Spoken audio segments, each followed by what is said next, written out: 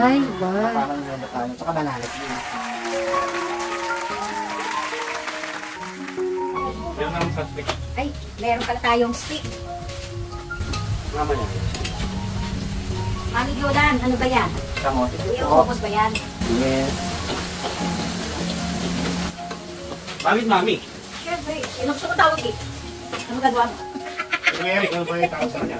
Daddy? Mamaya.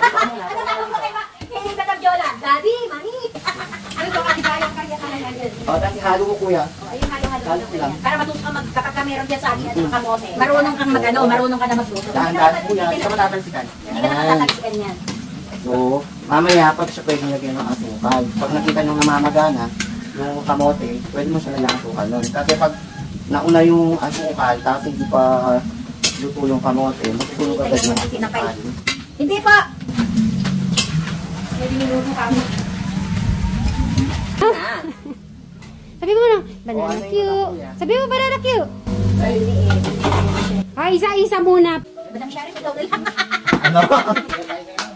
Hindi, kumari lang. Patayin na lang daw po siya. Hindi, kumari lang. Magbebenta tayo. Paano? So, ano ko lang isang banana Q. Sabi mo. Oh. Kalamig na ka doon. Ay, yung isa pa. Kamote Q. Banana cute, sabi mo. Yung isa sinabi yun eh. Ano yung isa? Banana cute. Kamote Q ba yun? Kamote cute. O, isa pa. Kamote Q. Ayan. Okay, magtitinda po sila sa kalsada. Sino ba pagbebentahan nyo pala? Tita Lota, tsaka si Tatay Sen, para mga kapit-bahay. Ayan. Nagtitinda. Okay, mamaya na. Yung sugar. Mamaya pa yun. Mamaya pa Hindi yun. na mamagapon ng kamote. Haha. Kala ko nagmamadyo na kayo ha. Okay, maglalagay na po ng sugar. Lalagay na sila air. Huwag yung lalagay natin yan ha. Oo, baka ba ma-diabetic tayo ha. Tama mo. Ano, Alin Eric? mo muna kuya. Paano pag ano, marunong ka na din magluto ng merienda? Nag-iisa kayo. Dahan-dahan.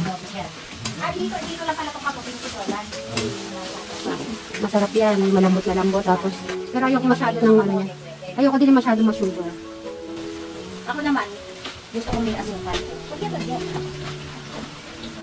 Diba, practice yung yung vocal na mo. Ay, okay. Ay, yan na. Ay, sarap yan. Eto, puno po na po siya. Yung asukal niya, hindi umulat. May video ako si Ate Mary. Nakamutin na po na natin. Ako naman palaglag na kami. Okay, pwede na yan. Mga Barbecue yan. O, dyan. Eric! Ay, ito, hali ka na. Yan naman po. So, agad ilalagyan na po natin siya ng asukal. At nabisa kong maliit. Ay, ayoko masyado. Yun na nga, eh. Kuya Eric, oh, ganito. Ay, yan. Nakakabaka sumobra po ako ng diabetes.